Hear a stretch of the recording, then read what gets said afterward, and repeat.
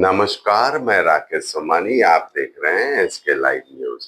आज हम बात करेंगे भारत के पड़ोसी देशों में जारी राजनीतिक उथल-पुथल की, जिसने पूरे दक्षिण एशिया को संकट में डाल दिया है।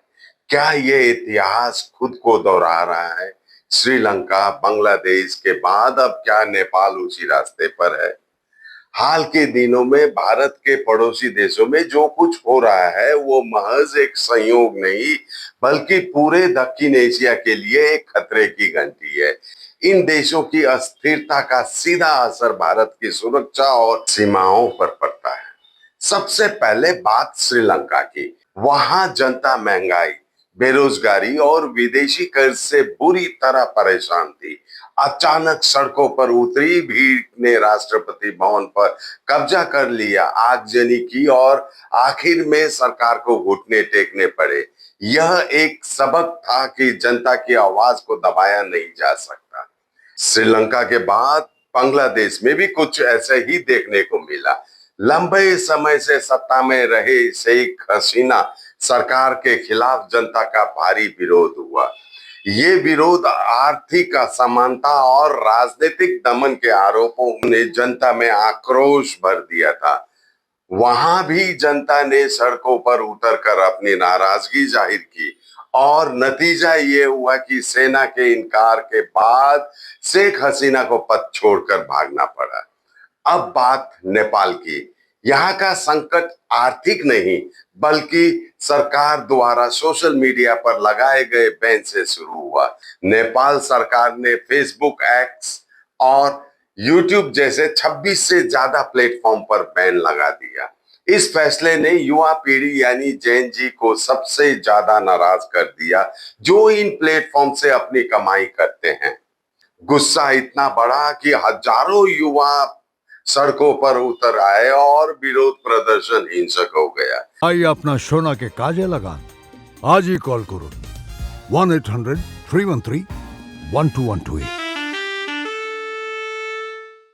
प्रदर्शनकारियों ने तो संसद भवन तक में घुसने की कोशिश की और गेट पर आग लगा दी। यह दिखाता है कि जब जनता का धैर्य टूटता है तो वे कितने उग्र हो सकते हैं। और इस प्रदर्शनों का ही नतीजा है कि आज नेपाल में बड़ी राजनीतिक उथल-पुथल हुई है। सबसे पहले इन प्रदर्शनों में 20 से ज्यादा लोगों की मौत के बाद गृह मंत्री रमेश लेखक ने अपनी नैतिक जिम्मेदारी लेते हुए इस्तीफा दे दिया और अब खबर है कि प्रधानमंत्री केपी शर्मा ओली ने भी आखिरकार अपने पद से इस्तीफा दे दिया है। उन्होंने ये फैसला तब लिया जब सेना प्रमुख ने खुद उन्हें सलाह दी कि उनके इस्तीफे के बिना हालत सामान्य नहीं होंगे। इसका सीधा मतलब है कि जनता का गुस्सा इतना प्रचंड था कि अब उसे पुलिस और सेना भी नहीं संभाल पा रही थी। तो ये था नेपाल में हुए हालिया घटनाक्रम का पूरा ब्यौरा। यह घटनाएं हमें एक बड़ा सबक देती है। किसी भी सरकार को जनता के गुस्से को हल्के में नहीं लेना चाहिए, क्योंकि यह गुस्सा कब ज्वालामुखी का रूप ले ले कोई नहीं जानता। क्या नेपाल इस संकट से बाहर आ पाएगा, यह देखना दिलचस्प होगा, क्योंकि पिछले 17 साल में वहां कोई भी प्रधानमंत्री अपना कार्यकाल पूरा नहीं कर पाया है। फिलहाल के लिए बस इतना ही। खबरों से जुड़े रहने के लिए देखते रहिए एसके लाइव न्यूज। आपका समय, आपकी खबर। धन्यवाद। हाय, प्लीज बैठो।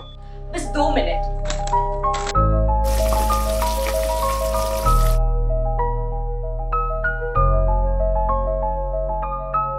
वाह प्रिया, इतनी अच्छी खुशबू आ रही है।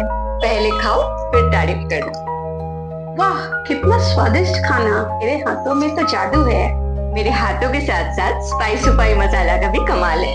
स्वाद ऐसा जो दिल को छू जाए। स्पाइस उपाई मसाला। SK live career guidance initiative, एक अनोखी और बिल्कुल मुफ्त पहल। अब 10वीं और 12वीं के बाद करियर चुनना होगा आसान और समझदारी भरा। क्या आप सोच रहे हैं कौन सा कोर्स चुने, किस फील्ड में जाएं, कहां एडमिशन ले? तो अब चिंता छोड़िए, SK लाइव आपको मदद करेगा सही डिप्लोमा कोर्स चुनने में, जैसे paramedical, aviation, fashion design, graphic designing, hotel management, event management, interior design, beautician और भी बहुत कुछ। आपको मिलेंगे सिलीगुड़ी के नामी इंस्टीट्यूट के विजिट्स। हम बताएंगे कौन सा कोर्स आपके लिए सही है, और हाँ, ये सब बिल्कुल मुफ्त। तो देर किस बात की, आज ही जुड़िए SK live career guidance initiative के साथ और रखिए अपने सुनहरे भविष्य की नींव। संपर्क करें अभी 8768384858। सर, डिजाइन रेडी है सर। आप बताइए हाइट कितना रखना है sir? Sir corona material final. Sir याद करो तो जिंदगी में 28 मिनट तो नर्सों ले लेते हैं। होमलैंड में हम सर नहीं खाएंगे, बस घर सजाएंगे। Hassle-free interiors from start to finish. 360-degree management, expert-led designs, delivery in 45 days. Homelane, interiors made easy. Homelane, Siliguri. Selection Furniture, opposite Vega Mall, next to Zudio. Call 7699736111.